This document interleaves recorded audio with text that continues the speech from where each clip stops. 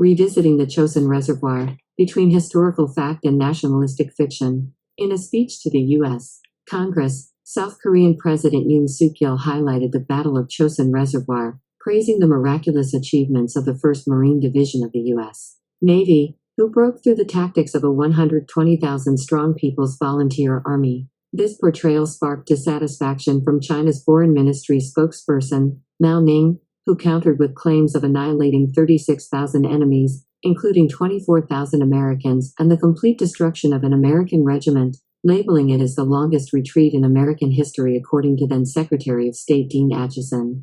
However, Mao Ning's account is significantly flawed.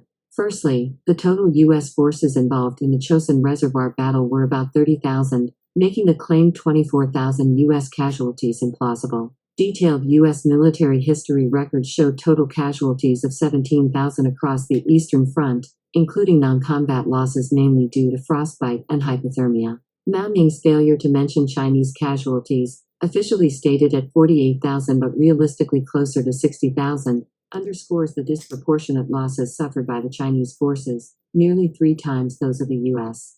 forces, even by conservative estimates. Mao Ning's assertion regarding the death of General Walker is also incorrect. His passing was unrelated to the Chosin Reservoir battle but occurred after a traffic accident near Seoul. Moreover, the claim of annihilating an entire American regiment, specifically the 31st Regiment, by capturing its flag, a point of pride displayed in military museums, does not equate to the destruction of the entire unit. The actual battle involved a smaller task force than a full regiment, and despite heavy losses, many soldiers managed to regroup and continue fighting. The greatest achievement of Chinese forces in the Korean War was not the annihilation of a regiment but a battalion during an early encounter at Unsan, which caught a U.S. cavalry division by surprise, leading to the tactic of using overwhelming force against smaller units.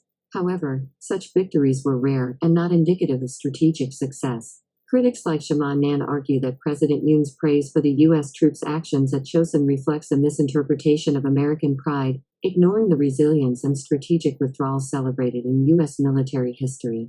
Contrary to Chinese claims of a significant victory, the Battle of Chosin Reservoir is remembered for the strategic evacuation of U.S. forces under extreme conditions, including the rescue of 90,000 Korean refugees, despite facing a much larger Chinese force. The aftermath of the battle saw a candid reflection from Song Shilin on the Chinese side, acknowledging the failure to achieve military objectives and the heavy losses incurred.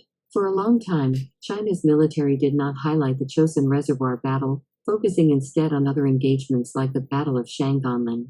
It was only in recent years that the battle was reinterpreted and celebrated as a major victory in Chinese military history, a narrative shift facilitated by historical revisionism and nationalistic fervor, unchallenged within China due to the repercussions of dissent.